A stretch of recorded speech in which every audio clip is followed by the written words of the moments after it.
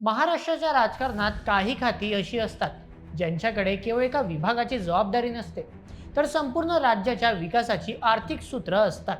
त्यापैकी सर्वात महत्त्वाचं मानलं जाणारं खातं म्हणजे अर्थ खाते.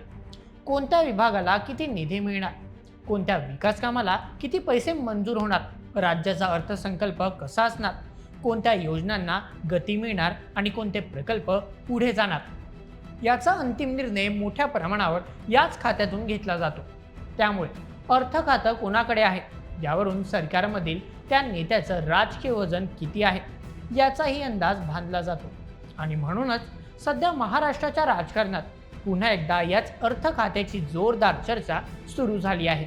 कारण उपमुख्यमंत्री सुनेत्रा पवार यांच्याकडे अर्थ खात्याची जबाबदारी दिली जाणार असल्याचा दावा करण्यात आला आहे. या एका दाव्यामुळे राज्याच्या राजकारणात अनेक प्रश्न निर्माण झाले आहेत. अजित पवार यांच्या निधनानंतर मुख्यमंत्री देवेंद्र फडणवीस यांनी अर्थ खातं स्वतःकडे का ठेवलं? आता ते सुनेत्रा पवार यांच्याकडे जाण्याची चर्चा का सुरू झाली आणि यामागे नेमकं राजकीय गणित काय असू शकतं? चला या संपूर्ण प्रकरणाचा मागोवा घेऊया आजच्या व्हिडिओमध्ये. अर्थ खात्याचं महत्त्व समजून घ्यायचं असेल तर आधी त्याचं काम समजून घ्यावं लागेल.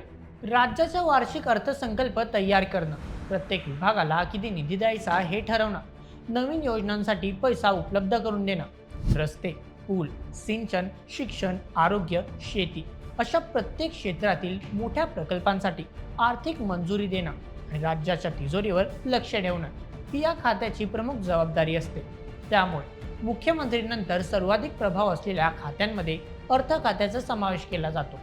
गेल्या 2 दशकांमध्ये महाराष्ट्राच्या राजकारणात अर्थ खात्याचा उल्लेख झाला की सर्वप्रथम नाव घ्यावं लागायचं ते म्हणजे अजित पवार यांचं. त्यांनी अनेक वेळा अर्थमंत्री म्हणून जबाबदारी सांभाळली. राज्याचे अनेक अर्थसंकल्प त्यांनी सादर केले. निधी वाटपातील वेगवान निर्णय, आकडेवारीवरील पकड आणि प्रशासनातील प्रभावी कामकाजामुळे त्यांनी अर्थ खात्यावर स्वतःची वेगळी छाप सोडली होती. त्यामुळे अनेकांच्या दृष्टीने अर्थ खातं म्हणजे अजित पवार अशीच प्रतिमा तयार झाली होती. मात्र अजित पवार यांच्या निधनानंतर परिस्थिती पूर्णपणे बदलली. राज्याच्या आर्थिक कामकाजात कोणताही अडथळा येऊ नये आणि अर्थसंकल्पाची प्रक्रिया सुरळीत पार पडावी यासाठी मुख्यमंत्री देवेंद्र फडणवीस यांनी अर्थ खात्याची जबाबदारी स्वतःकडे घेतली. त्यानंतरपासून हे खातं मुख्यमंत्र्यांकडेच आहे. त्यामुळे राष्ट्रवादी काँग्रेसकडे पुन्हा अर्थ खातं कधी जाणार हा प्रश्न अनेकदा चर्चेत येत राहिला. दरम्यान सुनेत्रा पवार यांनी उपमुख्यमंत्री पदाची जबाबदारी स्वीकारली. त्यांच्याकडे काही महत्त्वाची खाती देण्यात आली, मात्र अर्थ खातं त्यांच्याकडे आलं नाही. त्यामुळे अजित पवार यांच्या राजकीय वारशाशी जोडल्या जाणाऱ्या या खात्याबाबत पुन्हा चर्चा सुरू होणं स्वाभाविक मानलं जायचं. आता चर्चेला नवं वळण मिळालं ते जय पवार यांच्या विधानामुळे. बारामतीमध्ये झालेल्या एका कार्यक्रमात त्यांनी दावा केला की मुख्यमंत्री देवेंद्र फडणवीस आणि उपमुख्यमंत्री सुनेत्रा पवार यांच्यात अर्थ खात्याबाबत सकारात्मक चर्चा झाली असून लवकरच अर्थ खातं सुनेत्रा पवार यांच्याकडे दिलं जाऊ शकतं. त्यांच्या या विधानानंतर राजकीय वर्तुळातून अनेक तर्कवितर्क सुरू झाले. काही जण याकडे महायुतीतील विश्वास वाढवल्याचं लक्षण मानत आहेत, तर काहींच्या मते हा अजूनही केवळ राजकीय अंदाज आहे. मात्र इथे एक गोष्ट स्पष्ट सांगणं गरजेचं आहे. आत्तापर्यंत मुख्यमंत्री कार्यालय किंवा महाराष्ट्र सरकारने सुनेत्रा पवार यांच्याकडे अर्थ खातं सोपवण्याबाबत कोणतीही अधिकृत घोषणा केलेली नाही. त्यामुळे सध्या ही चर्चा फक्त जय पवार यांच्या विधानावर आधारित आहे. अधिकृत आदेश निघेपर्यंत हा निर्णय झाल्याचं मानता येणार नाही. जर भविष्यात सुनेत्रा पवार यांच्याकडे अर्थ खात्याची जबाबदारी दिली गेली तर त्याचे राजकीय परिणाम मोठे असू शकतात. महायुतीमध्ये राष्ट्रवादी काँग्रेसचं स्थान अधिक मजबूत झाल्याचा संदेश जाऊ शकतो.